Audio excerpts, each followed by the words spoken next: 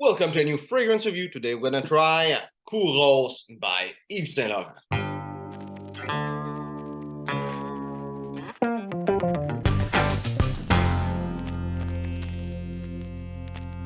So, Kouros by Yves Saint Laurent.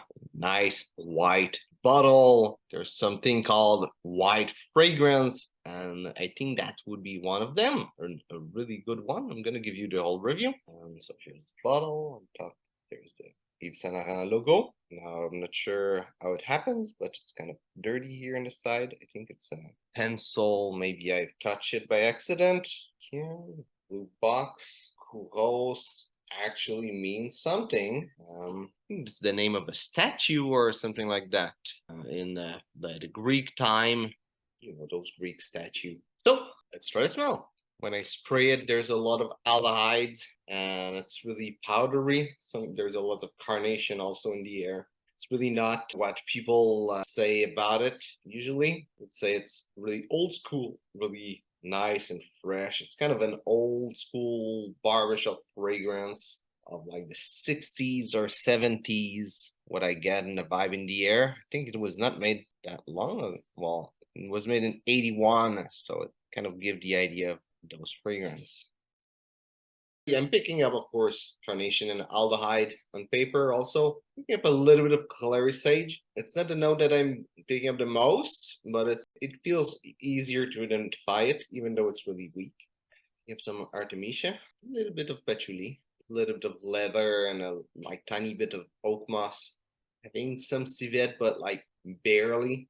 Picking up some musk also, a little bit of cinnamon, and that's about it on my skin. In the top notes, I was picking up a lot of aldehyde, a lot of carnation, a good amount of leather, and a good amount of musk, a little bit of civet, a little bit of oak moss, a little bit of coriander, a little bit of sage, a little bit of artemisia, and a little bit of cinnamon. In the heart notes, a good amount of musk, and a little bit of leather, patchouli, and carnation, and a little bit of civet, but it's kind of there was civet. It's really barely. It was supposed to be a really civet intensive fragrance, but not really anymore. I got it from Fragrance Buy. I didn't look for which batch it is. In case you wonder, it says 22X11C3 under. I don't know if you can see it well, but it's mostly a new formula. It's not vintage at all, for sure. And the dry down, I was picking up a lot of musk, a good amount of leather, a little bit of civet, oak moss, patchouli, and tonka bean. And in the far dry down, I was picking up a lot of musk,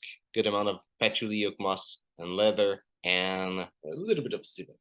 For longevity, it's really great, I would say. After 12 hours, it was still smelling on my skin, and even the next day, before I took my shower, I could still smell it, smell at least traces of the perfume when I would like put my nose straight on my skin and smell it, and put my nose somewhere else on my skin and smell it. It was like smelling differently. There was traces of it. I wouldn't say that smell it was still a skin scent even, but there was still some traces of it. So longevity is really great.